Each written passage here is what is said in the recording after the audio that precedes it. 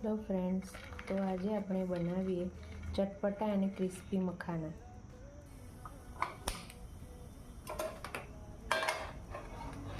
સૌપ્રથમ આપણે પેનમાં તેલ અને ઘી નાખી દેવાનું છે, 2 થી 3 ટેબલસ્પૂન.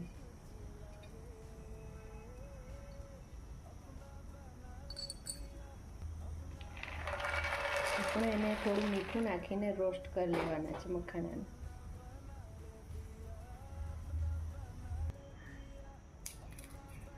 તો આપણો મખાનો ક્રિસ્પી થઈ ગયો છે. તો આપણે ઉપર મસાલા નાખી દઈએ. 1 ચમચી તેલમાં આપણે હળદર, થોડી હિંગ, થોડું સંચર નાખીને આપણે મખાના નાખી દેવાના છે અને થોડો ચાટ મસાલો નાખી દેવાનો છે.